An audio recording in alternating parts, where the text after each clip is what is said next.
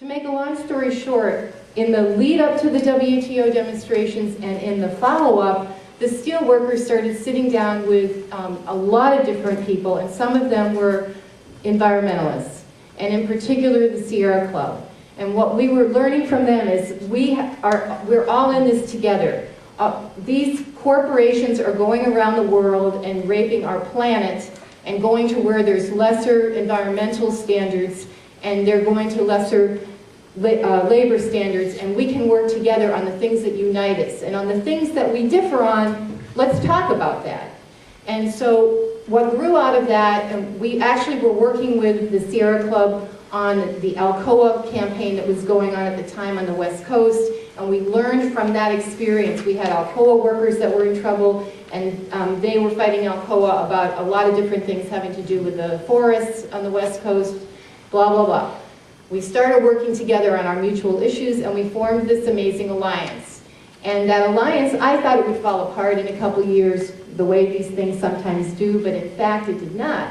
Because as we went along, we were all learning from each other so much.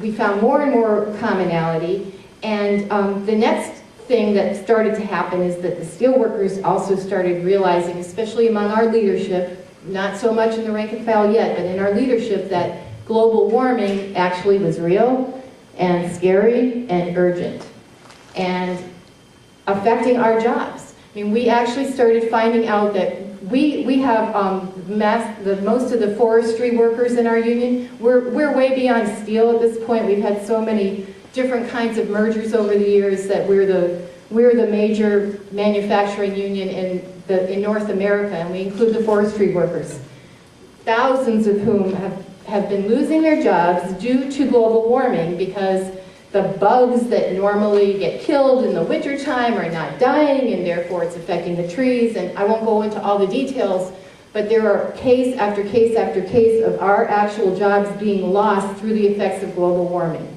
The Great Lakes, we're losing water there. The barges are scraping along the bottom. The cost to the companies that bring the ore down to our steel mills here are rising. That is affecting our jobs. All of those kinds of things. But in the long run, we're also getting, and our leadership was also getting, that we have to be part of the solution, not be part of the problem.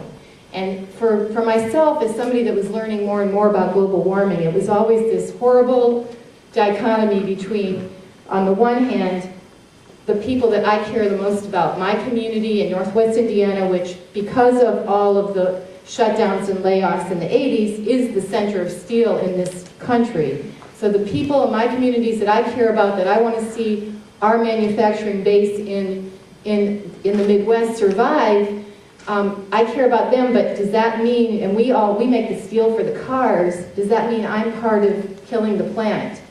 Okay, James gave me the 3 thing.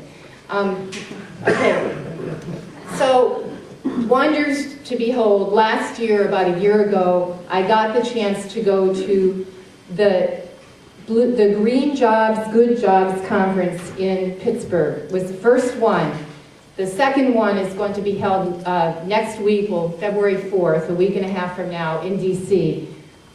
I say that was the next most profound, hopeful event that I ever went to, because it brought together all of these issues that we are fighting for, the saving of manufacturing in this country, and the development of higher levels of employment for all people in this country, and saving the planet. And it brought all these people together. They were expecting 400 or 500 people. 1,000 people came from all walks of life.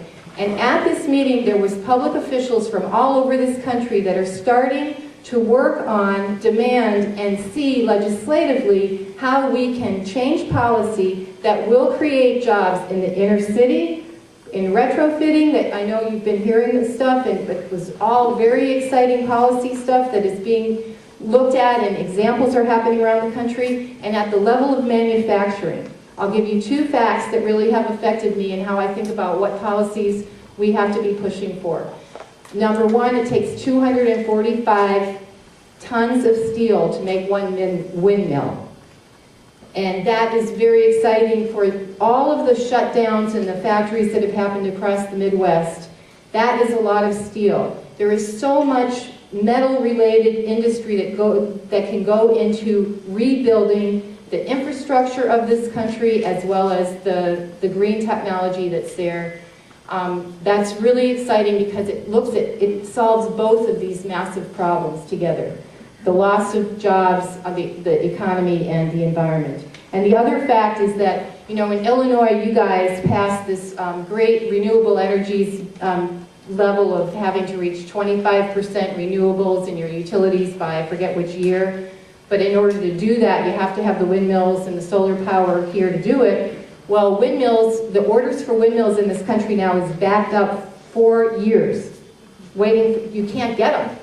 So even though they're trying to build them here in Illinois, which we're not in Indiana, right? Well, very little, we can't get them. That's crazy, with all the people out of work.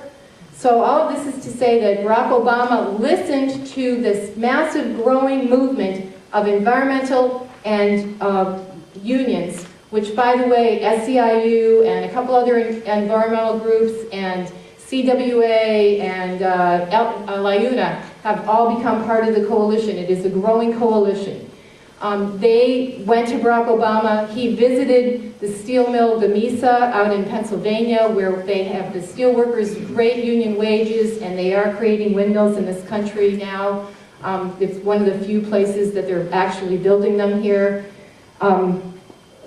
So those two facts tell us what potential there is for rebuilding our manufacturing base, which means we would make real things in this country again, not just the fake stuff that has brought us down the drain, which I'm sure our economists will tell us about.